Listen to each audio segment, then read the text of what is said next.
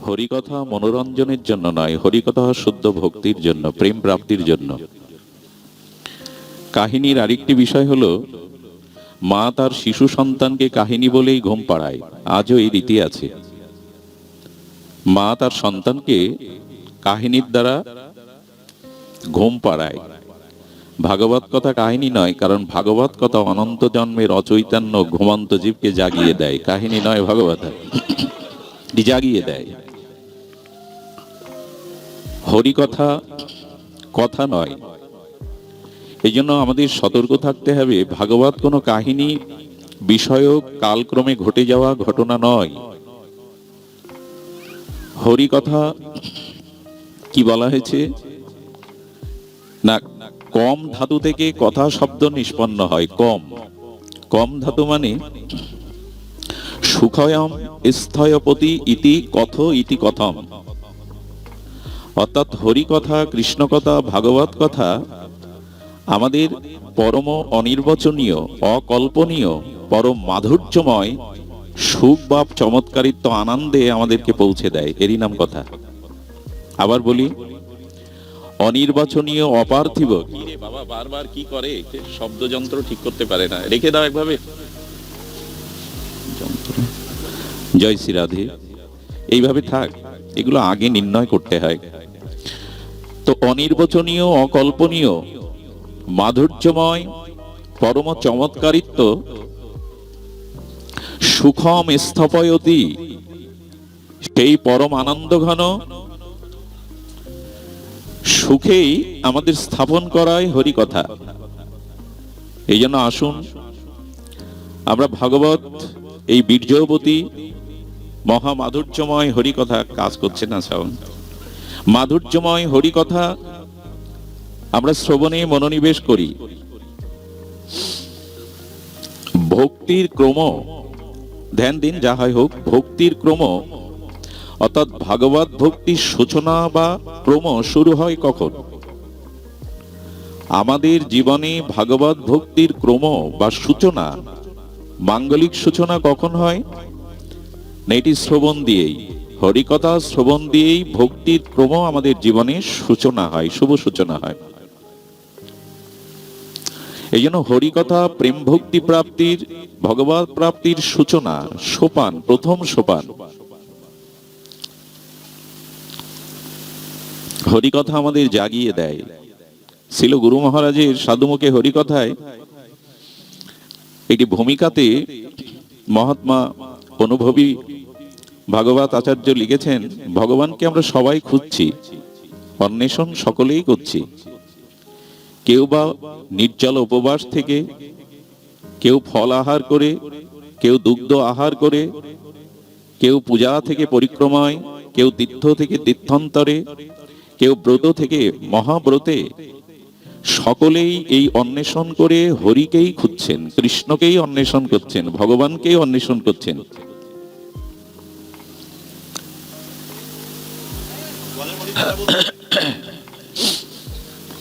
কেউ বা হবিষণ্ণ করেও, মৃত্তিকার পাত্রে হবিষণ্ণ করেও ভগবানকে খুঁজছে, কেউ দুগ্ধ পান করে খুঁজছে, কেউ ফলাহার করে খুঁজছে, কেউ ব্রহ্মচর্য পালন করে অন্বেষণ করছে। খুঁজছে তো সবাই ভগবানকেই। দেখুন, বহু মুনি বহুবিধ দিগদর্শনের দ্বারা, মার্গদর্শনের দ্বারা, সাধন উপায়ের দ্বারাও তারা ভগবানকে জানবার, উপলব্ধি করার চেষ্টা করছেন। তো পূজা থেকে পরিক্রমায়, তীর্থ থেকে তীর্থন্তরে, ব্রত থেকে ব্রতান্তরে, এমনি করে খুঁজতে খুঁজতে হরি অন্বেষণকারী, কৃষ্ণ অন্বেষণকারীর সামনে এক সৌম্য মূর্তি এসে দাঁড়ালো। সেই সৌম্য শান্ত মূর্তি আগন্তুককে প্রশ্ন করছেন, কাকে খুঁজছ? বলো, হরিকে খুঁজছি, হরিকে অন্বেষণ করছি। আপনি আমায় বলুন, হরি কোথায়? তো সৌম্যজন একটু মৃদু হাসলেন, প্রসন্ন হাস্যবদনে বললেন, হরি কোথায় যদি তুমি অন্বেষণ করতে চাও, সঠিক অনুসন্ধান হলো হরি কোথায়, হরি কথায়। উনি বলছেন হরি কথায়। তো যদি হরিকে অন্বেষণ করতে চাও, তো হরি কথায় হরিকে পাবে। অন্য কোনো উপায়ে হরি মিলবে না। হরি কথাতেই হরিকে মিলবে। যেখানে সাধুমুখে হরি কথা, মহৎ অনুভববেদ্য মুখনির্গলিত ভগবানের দিব্য নাম রূপ লীলা কথা, সেই হরি কথার মধ্যে, সাধুমুখে হরি কথার মধ্যে হরিকে মিলবে। অন্বেষণকারী এই সৌম্য শান্ত সমাহিত মহান ব্যক্তিত্বের মুখে কথা শুনে তিনি শান্ত হলেন। এবং এই কথা দেবশ্রীপাদ নারদ প্রাচীন বহিরাজাকেও বলেছিলেন, রাজা, আপনি ধর্মের নামে এতগুলো পশু হত্যা করে রক্তে রঞ্জিত করেছেন মাটি, এর পরিণাম ভালো নয়। প্রাণী হত্যা করে ভগবান সন্তুষ্ট হয় না। তো প্রাচীন বহির রাজার এই পরিণামের ভবিষ্যৎকে দেখিয়েছিলেন দেবশ্রীপাদ নারদ। তুমি যাকে আঘাত করছো, তুমি যার প্রাণ বধ করছো ধর্মের নামে দেবীর সামনে, একদিন তারাই তোমার প্রাণ নেবে। এই ভবিষ্যৎকে দেখানোর পর প্রাচীন বহির দেবশ্রীপাদের নারদে চরণে পড়ে গিয়েছিলেন, আমার উপায় বলুন, আমি কি করে ভগবত প্রেম লাভ করে নিজের চিত্তকে শুদ্ধ বিমল করতে পারবো, আপনি উপায় বলুন। তখনই দেবশ্রীপাদ এই শব্দটি উল্লেখ করেছিলেন, যত্র ভগবতা রাজান সাধব বিশদাশয়া ভগবত গুণানুকতন শ্রবণ ব্যাঘ্র চেতস। আপনি যান, মহা স্নিগ্ধ শান্ত অনুভববেদ্য ভজনানন্দী নির্মল চরিত্র সাধুগণের মাঝে গিয়ে ভগবানের কথা উৎকর্ণ হয়ে শ্রবণ করুন। এখন প্রাচীন বহিত রাজা, রাজার তো একটু অভিমান স্বাভাবিক থাকার কথা। রাজা বলছেন, আমি রাজা, আমি যদি বক্তা ঘরে এনে তার মুখে হরি কথা শ্রবণ করি হবে না? সবার মধ্যে গিয়ে বসতে হবে, আমি রাজা। দেবশ্রীপাদ বলছেন, হবে না। ঘরে বক্তা ডেকে এনে শ্রবণ করলে তাতে আপনার প্রেম ভক্তি হবে না। কারণ সাধুগণের মধ্যে বসে হরিকথা শুনলে বহু কাল ধরে, বহু জন্ম ধরে যে সকল ভগবানের প্রিয় ভক্তগণ তারা ভজন করতে করতে ভজন অনুরাগের দ্বারা, ভজন তত্ত্বের দ্বারা তাদের হৃদয়ে যে অনুভূতি সঞ্চিত হয়েছে, সাধুগণের মধ্যে বসে শুনলে সেই সাধুগণের হৃদয় থেকে তাদের ভজন অনুভূতি কণা তোমার মধ্যে প্রবেশ করে হরিকথায় তোমাকে প্রেম ভক্তি দিয়ে দেবে। তুমি ঘরে বসে শুনলে হবে না। এই জন্য আমরা যেন সাধু সঙ্গে মিলিত হয়ে সাধু সমাগমে হরিকথা শ্রবণ কীর্তন করার আমাদের অভিপ্রায় জাগে। কারণ যে হরিকথা শ্রবণের অনুভূতি সকলের সমান নয়। আচ্ছা দেখুন, ভাগবত বলেছে, শ্রীনান্ত সকথা কৃষ্ণ পূর্ণ শ্রবণ কীর্তন হৃদয়স্থ অভদ্রাণী বিধুনতি সুহৃদ শতম। হরিকথা কর্ণমূলে প্রবেশ করলেই আর আমার চিত্ত বিশুদ্ধ হবে। দেখুন, এই ভাগবত যে ফলশ্রুতি শ্রবণাঙ্গ ভক্তির করেছেন, মাঝে মাঝে আমরা সংশয় পড়ে যাই। হরিকথা শ্রবণের দ্বারা চিত্তশুদ্ধি হয় এবং শ্রবণ মাত্রই আমাদের আত্মকল্যাণ হয়।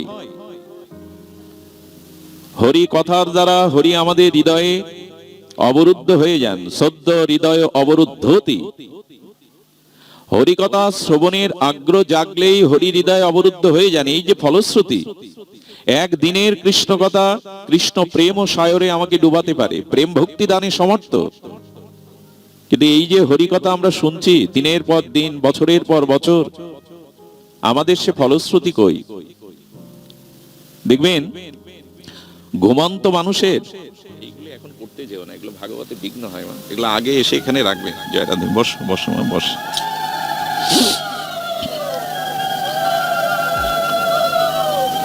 তো শাস্ত্র বলছেন, কোন ঘুমন্ত মানুষকে দেখবেন, একটু লক্ষ্য করবেন, কিছু মানুষের নিদ্রা আছে, ঘুম আছে, যে অল্প একটু আওয়াজ হলেই, কোনো শব্দ হলেই ভেঙে যায়। ধ্যান দিন, এমন কিছু মানুষের নিদ্রা এত গাঢ়, সুগভীর নিদ্রা, যে সহজে ঘুম ভাঙে না। অন্য উপায় এবং বহুবিধ উপায় করেই তবে তার ঘুম ভাঙাতে হয়।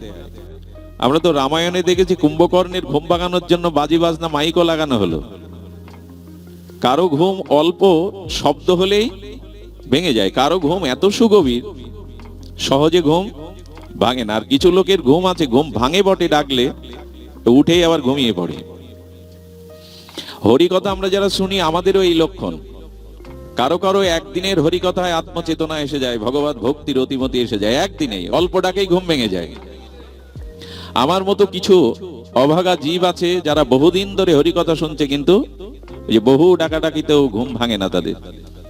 বহুকালের অলসতার গভীর নিদ্রা ভাঙতে চায় না। এতদিন হরিকথা শুনলাম, কিন্তু আবার কিছু মানুষ আছে জাগে, হঠাৎ করেই হরিকথা শুনে সংস্কার হয়, দীক্ষা নেই, মালা তিলক নেয়, প্রসাদ ভোজন করতে শুরু করে। কিন্তু কিছু লোকের অভ্যাস আছে ঘুম থেকে উঠে আবার ঘুমিয়ে পড়ে। জাগলো কিন্তু জেগে থাকতে অলসতায় ঘুমিয়ে পড়ে। আচ্ছা, হরিকথার যদি এত দিব্য মহিমা হয়, হরিকথা শুনলে যদি হরি হৃদয়কে অভদ্র জন্ম জন্মান্তরের পাপ মলিনতা সেগুলো নির্মল করে দেয়, তো আমার হচ্ছে না কেন? এক সাধুকেই জিজ্ঞাসা করা হয়েছিল মহাত্মাকে। তিনি বললেন, দেখো, কাপড়ের ধুলা ময়লা লেগে গেলে আর গঙ্গার জলে, রাধাকুণ্ডের জলে বা পুষ্করণীর জলে ধুয়ে দাও, ধুলোগুলো ধুয়ে যাবে। কিন্তু যে কাপড়ে অনেকদিন ধরে তৈল বা ঘৃত মাখানো, ওটা ঠান্ডা জলে চোবাতে গেলে আর বেশি জড়িয়ে যাবে। আমার হৃদয় হলো অনন্ত জন্মের পাপ অপরাধের তেল ঘি মাখানো। হরিকথা শহরে চোবালে সহজে যাবে না। তবে কি করতে হবে? হরিকথা শুনতে থাকো, বিরতি দিও না। হরিকথা ক্রমান্বতিতে শুনতে থাকো, ধীরে ধীরে ধীরে ধীরে তোমার ঘুম ভাঙবে। অনাদিকালের অবিদ্যা, অনাদিকালের তোমার চিত্তে পাপ দূষিত অভদ্র যেটি, সেটি ভগবানই ধুয়ে মুছে দেবেন। হরিকথা শ্রবণ করতে থাকো। শ্রোতব্য, কীর্তিতব্য, স্মতব্য, ইচ্ছায়ত অভয়ম। মৃত্যু ভয়ও থাকবে না, শ্রবণ করো হরিকথা। সাধুমুখে শ্রদ্ধালু হয়ে শ্রবণ করো। আচ্ছা, শোনা এবং শ্রবণ করা কি এক? একটু ধ্যান দিন। শোনা মানে হরিকথা শোনা, শ্রবণ করা কি এক? একই তো শব্দ, শোনাও যা শ্রবণও তাই, কিন্তু নয়। আচ্ছা, পশু পাখিগুলো, জন্তু জানোয়ারগুলো শুনতে পায়, পায় কিনা? ওদের সামনে হরিকথা বললে ওরা শ্রবণ করতে পারবে তো? শ্রবণ আর শোনা এক নয়। যেমন আপনি দেখছেন, অন্য জন্তু জানোয়ারেরও চোখ আছে, ওরা, ওদের দেখা আপনার দেখা একই।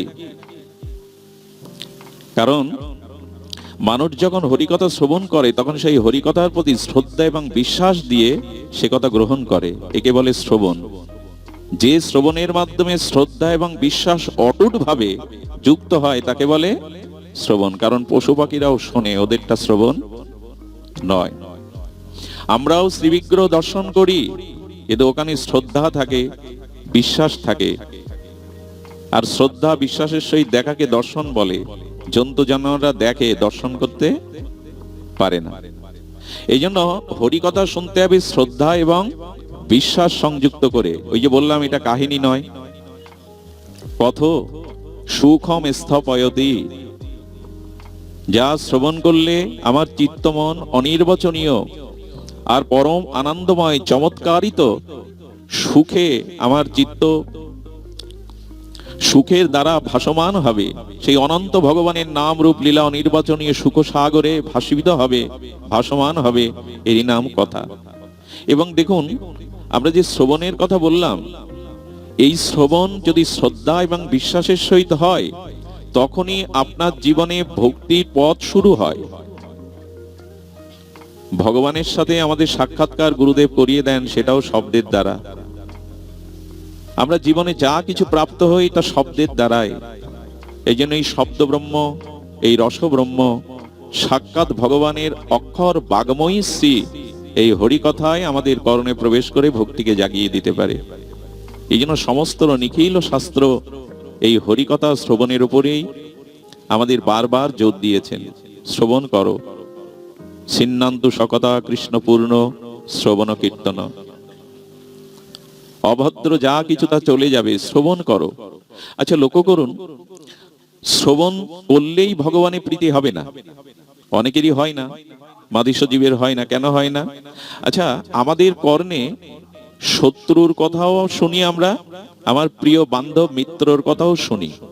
তো শত্রুর কথা যখন শুনি, আর মিত্র বা অভিন্ন হৃদয়ে সুজিনী, যিনি আমার আপনজন, পুত্র, শরীরজন, নিজজন, তার কথা শোনার, শত্রুর কথা শোনা বা শ্রবণ করা, দুটোই তো শ্রবণ। দুটো এক হয় কি? কি হয়? প্রিয়জনের কথা শুনলে আনন্দ হয়, সুখ হয়, হয় কি না? কিন্তু শত্রুর কথাও তো কথা। শত্রুর গৌরব যদি আমার সামনে কেউ করে, শত্রুর প্রশংসা যদি কেউ করে, আমার বলবার অভিপ্রায় হলো এই, যিনি প্রিয় আপনার, যার সাথে সম্বন্ধত্বক আপনার প্রিয়তা আছে, তার কথা করণে গেলে অত্যন্ত প্রীত হয়, আনন্দ জেগে ওঠে, ওঠে কিনা? কিন্তু শত্রুর প্রশংসা, শত্রুর খ্যাতি শুনলে বিপরীত হৃদয়ে অসুখ বাড়ে। আমার মনে হয় ভগবানকে যদি প্রিয় করতে পারেন তখনই তার কথা আনন্দদায়ক হবে, প্রিয় না করতে পারলে আনন্দ হবে না। যার সাথে যার প্রিয়তা নেই তার কথা বলে দেখুন, ভালো লাগবে? কথা তো দুটোই, কথা তো দুটোই, শত্রুর কথা হোক, মিত্রের কথা। এখন প্রশ্ন হলো আমাদের কার হরি কথা ভালো লাগে না? এর মূল কারণ হলো যারা এখনো ভগবানকে আমরা ভালোবাসতে পারিনি। যাকে ভালো লাগে তার কথা শুনতে, এমনকি তার কথা শোনার দরকার হয় না। আমি আগেও বলেছি, একবার এক যুবক দেখি সাইনবোর্ডের দিকে বারবার তাকাচ্ছে, কি বিড় করে কি পড়ছে। তো অধিকার আছে বিধায় তাকে চেনা জানা প্রশ্ন করলাম, কি দেখছো সাইনবোর্ডে এইভাবে? আমি যাকে ভালোবাসি না দাদা, তার গ্রামের নামটাই সাইনবোর্ডে লেখা। চিন্তা করা যায়, ও ভালোবাসে যাকে, তার গ্রামের নামটাই সাইনবোর্ডে লেখা, 10 বার তাকিয়েছে। প্রিয়তা হলেই তো এগুলি হয়, ভালোবাসলে এগুলি হয়। বিল্বমঙ্গল ঠাকুর তখন ঠাকুর উপাধি পাননি। বিল্বমঙ্গল চিন্তা নামনি এক পতিতার মোহে মোহগ্রস্ত হয়ে নিজের ব্রাহ্মণত্ব, নিজের সমস্ত স্বধর্ম প্রায় ত্যাগ করেছিলেন। তো গভীর ঝড় ঝঞ্ঝাবাতের রাত্রে, বরিশন মুখর রাত্রে চিন্তার কাছে যাওয়ার তার যে ব্যাকুলতা, সেই ব্যাকুলতায় যেতে গিয়ে নদী পাড়ের কোনো মাঝি ছিল না। একটি ভেলাকে অবলম্বন করে ওপারে পাড়ি দিয়েছিলেন, আর এও ভেবেছিলেন আমি আসবো বলে চিন্তা ভেলা ভাসিয়েছে। আসলে সেটা মরা লাশ, দুর্গন্ধটাও নাকে যায়নি, কারণ চিন্তার চিন্তায়, চিন্তার প্রীতিতে এত অনুরাগ যে মরা লাশের গন্ধ তার কানে যায়নি। সাপটাকেও দড়ি ভেবে পার হয়ে গেছে। ভালোবাসা না থাকলে এগুলো হয়? ভগবানকে যারা ভালোবাসে, ভগবানের কথা শুনলেই তাদের ভিতরে চমৎকারিত্ব, আনন্দ জেগে ওঠে।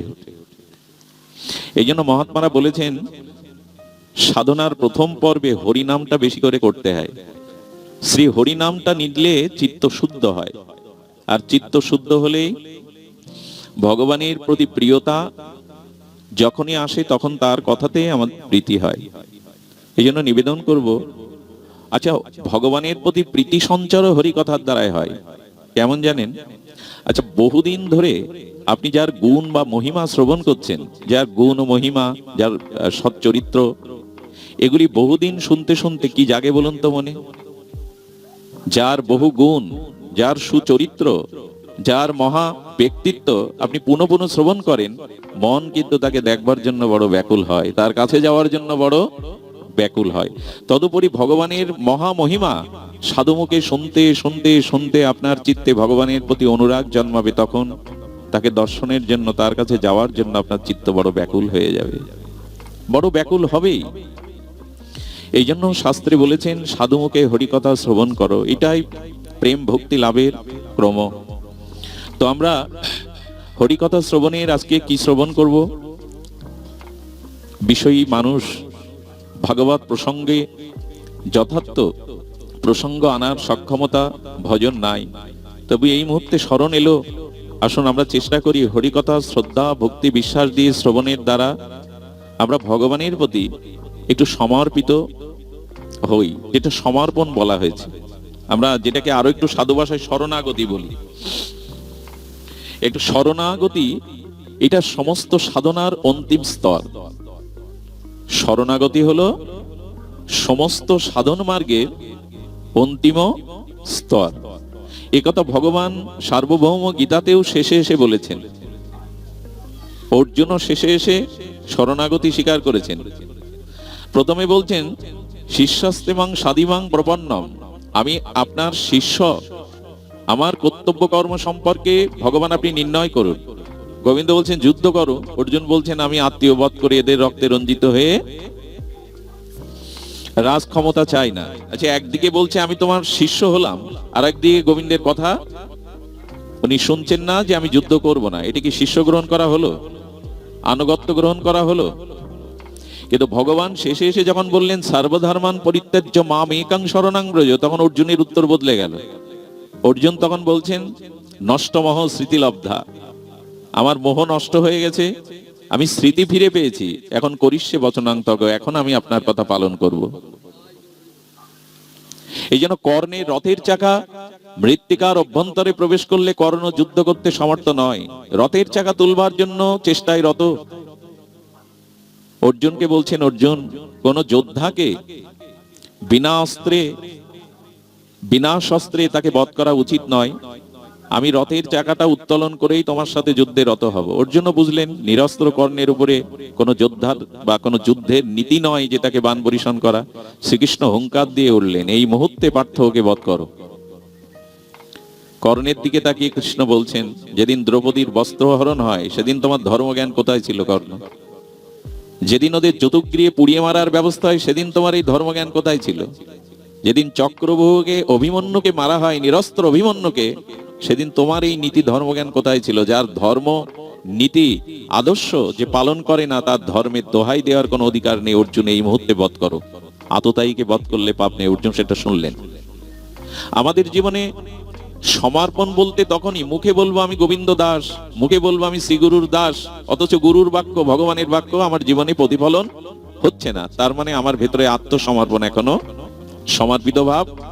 তখনই আসবে করিষ্যে বচনাং তব, তোমার কথাই আমার জীবনের একমাত্র লক্ষ্য, আমার নিজত্ব ওখানে কিছু নাই। শরণ আমাদের নিতেই হবে। শরণ নেওয়া মানে আশ্রয় নেওয়া। আচ্ছা, জীব কিন্তু আশ্রয় ব্যতীত থাকতে পারে না। প্রতিটি জীব কোনো না কোনো আশ্রয় তাকে থাকতেই হয়। ধ্যান দিন, কামুক ব্যক্তি কামের আশ্রয় নিয়েই আছে, ওই ছাড়তে পারে না সেটি। লোভী ব্যক্তি টাকা বা ধনের আশ্রয় নিয়েই জীবন কাটালো, ওটা সে ছাড়তে পারবে না। সম্মানী ব্যক্তি তো সম্মান চেয়ে যায় সারা জীবন, আশ্রয় তো নিয়েই আছে। প্রত্যেকের কোনো না কোনো একটি আশ্রয় নিয়েই সে বেঁচে থাকে, কোনো আশ্রয়ের অবলম্বন করেই সে বেঁচে থাকে। শাস্ত্রে বারবার বললেন, অন্য কোনো আশ্রয় নিলেই তোমার জীবনের পরিপূর্ণতা আসবে না। তুমি ভগবানের চরণকে আশ্রয় করো, শ্রীগুরু চরণকে আশ্রয় করো।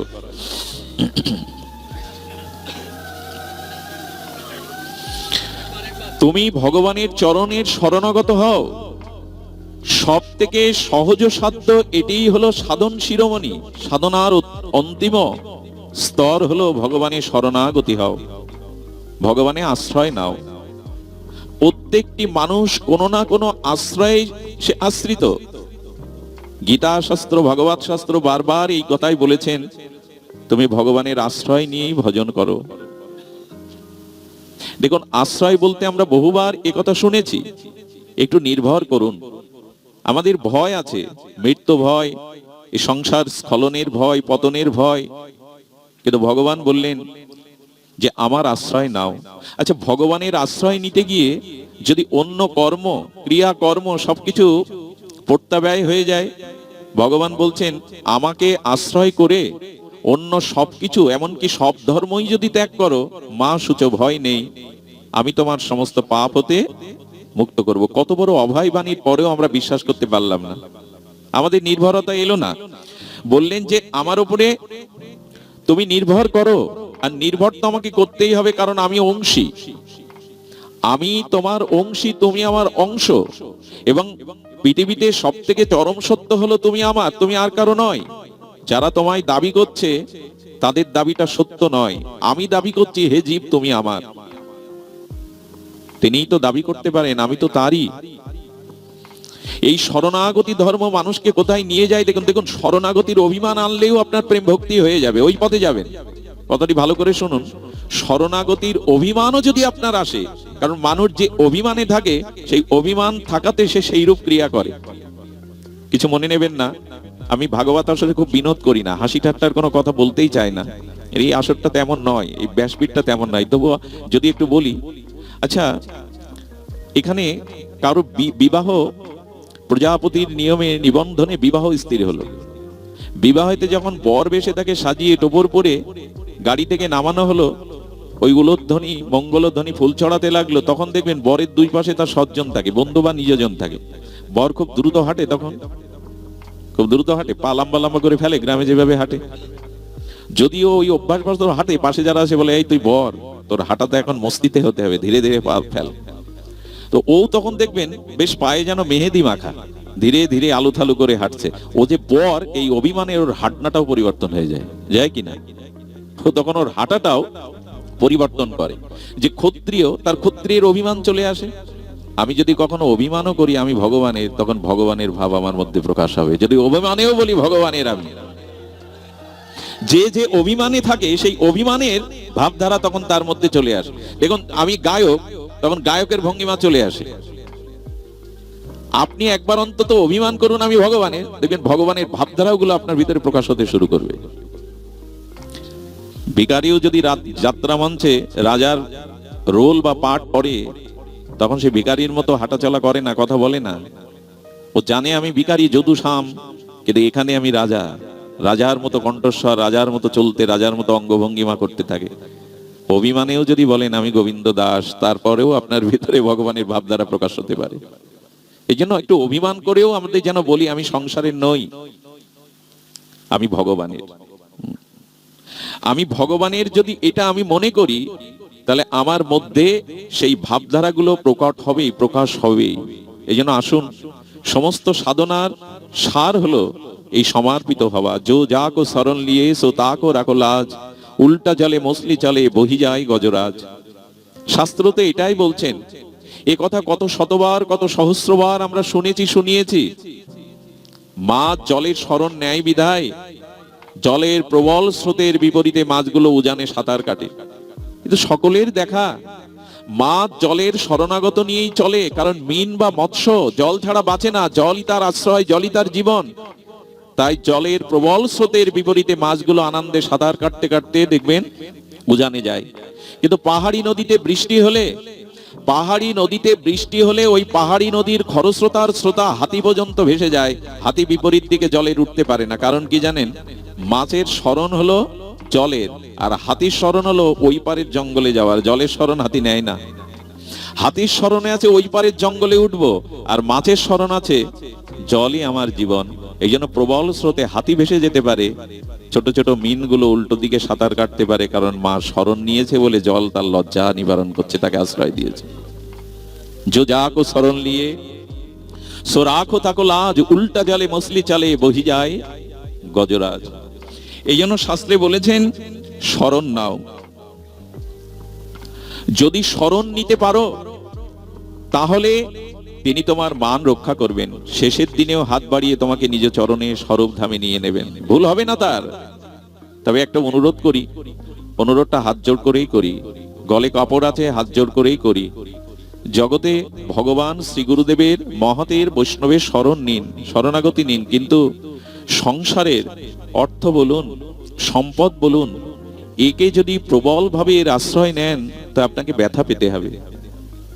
কারণ অর্থ আপনাকে ভালোবাসতে পারে না, আপনি অর্থকে ভালোবেসেছেন। আপনি অর্থকে আশ্রয় দিয়েছেন, কিন্তু অর্থ আপনাকে আশ্রয় দিতে পারে? অর্থ তো চলে যায়, এত কষ্ট করা অর্থ চলে যায় রোগ শোকে, শত্রুর হাতে। ও আপনার জন্য ওর ভিতরে কোনো অনুরাগ আছে তো, ভালোবাসা আছে তো, যে তুমি কষ্ট করে আমায় রোজগার করেছিলে, আমি চলে যাচ্ছি। অনুরোধ করব, আর কতকাল অর্থ বিত্ত সম্মানের শরণ নেবেন? অনুরোধ করছি, টাকা আপনাকে ভালোবাসতে পারে না, আপনিই টাকাকে ভালোবেসেছেন। টাকা আপনাকে আশ্রয় দিতে পারে না, আপনার আশ্রয়ে টাকা আছে। যাকে এত ভালোবেসেছেন, রোজগার করেছেন, ও আপনার মর্ম বোঝে না, ও ভালোবাসতে জানে না, ও জড়ো। বাড়িটাও তাই, আর যদি বলি সংসারটাও তাই। সংসার কাউকে ভালোবাসেনি, সংসারে ভালোবাসাই নাই, ভালোবাসার অভিনয় মাত্র দেখা যায়।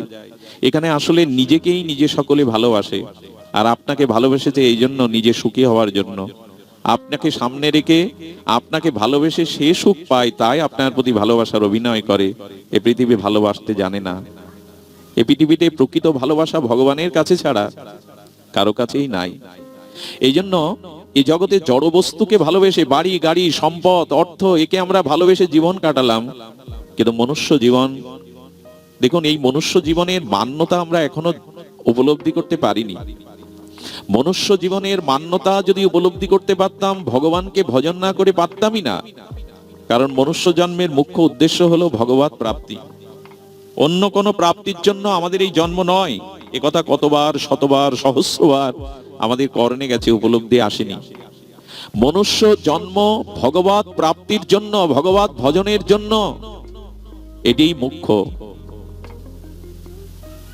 কিন্তু আমাদের জীবনে এই উপলব্ধি আসেনি। ভালো যাদের বাসলাম, এক সময় এই উপলব্ধি আসবে, ভালোবাসা যথার্থ জায়গায় আমি নিয়োগ করিনি, ভালোবাসাকে আমি অপমান করেছি, ভালোবাসা যেখানে দেওয়ার আমি দেইনি।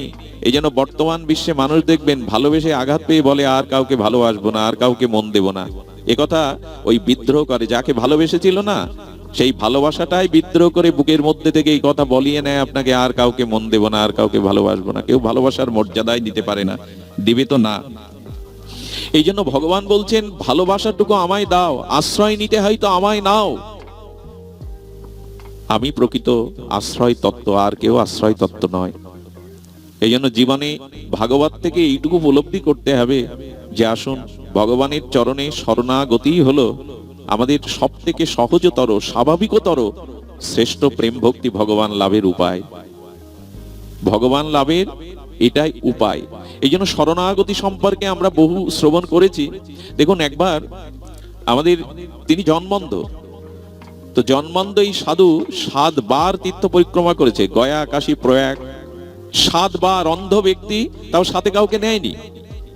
একদিন প্রয়াগে এক যুবক তাকে জিজ্ঞাসা করছে, হে মহাত্মা, আপনি 7 বার এমনকি গোমুখ পর্যন্ত গেছে, আপনারা গোমুখের পথের কথা শুনলে ভয় পাবেন, 1 হাত পথ, সর্বদা বৃষ্টি হয়, ওই পথে যাওয়া যায় না, আপনি গোমুখ পর্যন্ত গেছেন।